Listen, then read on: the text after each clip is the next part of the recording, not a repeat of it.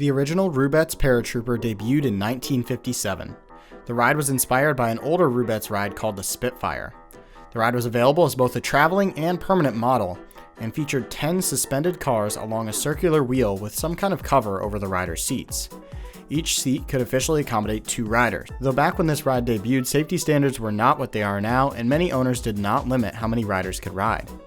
Hrubetz also did not originally provide a recommended height requirement, though many modern paratroopers have a height requirement of 36 inches or 91 centimeters tall to ride, and 48 inches or 122 centimeters to ride alone.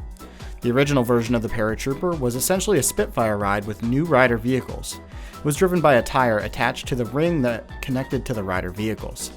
This meant that the wheel the rider vehicles were connected to was always in a raised position. The ride had to load and unload like a Ferris wheel, with each rider vehicle being lowered down to the lowest position on the wheel to facilitate loading. This design limited capacity to no more than 500 riders per hour at the absolute best. This was not ideal, and this problem would be addressed later. Even with these issues, the Paratrooper was a huge success. In 1960, 19 Paratroopers were sold, with 3 being park versions and the rest being transportable. Hrubetz also sold 7 Spitfire to Paratrooper conversion kits that year.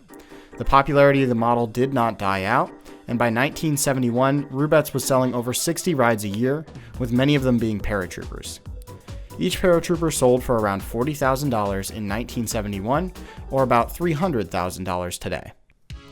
With the Paratrooper already being a success, Hrubetz looked for ways to improve the largest problem with the design: its capacity. In this process, they would end up inspiring many new ride models that are still made today. The lifting Paratrooper was introduced by Hrubetz sometime in the 1960s or 70s. Its exact debut date is not known.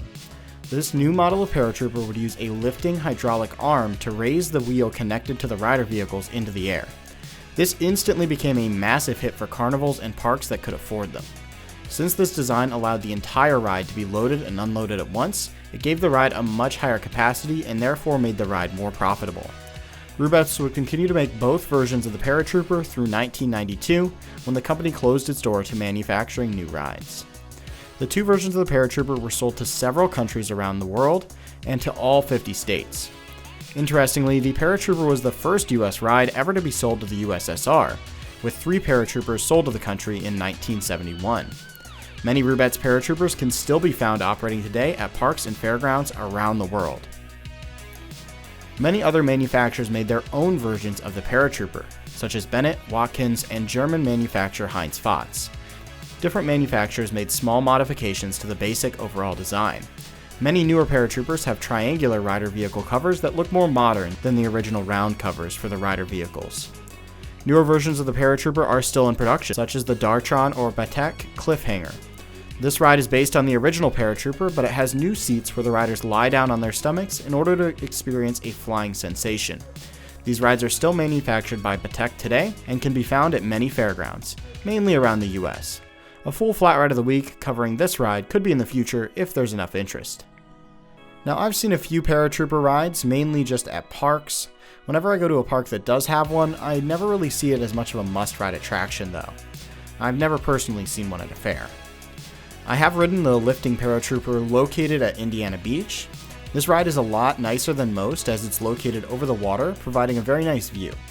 I found the ride itself to be kind of boring though, and I really was not impressed. It seemed like it was running a bit slower than it really should have been. Seems that the original design of the Paratrooper looks to be a lot more thrilling, as the rider vehicles will sway side to side a lot more as the wheel reaches its top speed. I've also done a Battech Cliffhanger owned by Bates Bros. I found this ride to be kind of uncomfortable honestly, and I don't really plan on riding it again. I saw it at the IX Indoor Amusement Park in 2019, and while it certainly wasn't a bad ride, it just wasn't anything special, and like I said, it was a little bit uncomfortable, so I don't really think I'm going to seek out trying to ride one again. I've also seen plenty of other Paratroopers, like the now defunct one at Kennywood. Unfortunately, I never rode that, but it did look like a fun ride. There's also one at Waldameer, which is a park I frequent, and honestly, I think I'll definitely go for a ride next time I'm at that park, just so I can say I've done it, and maybe it'll run a little faster than the one at Indiana Beach. Well, that is about all that we have on Paratrooper rides. As always, if we missed anything, be sure to leave it in the comments below. Thanks for watching, and we'll see you next week.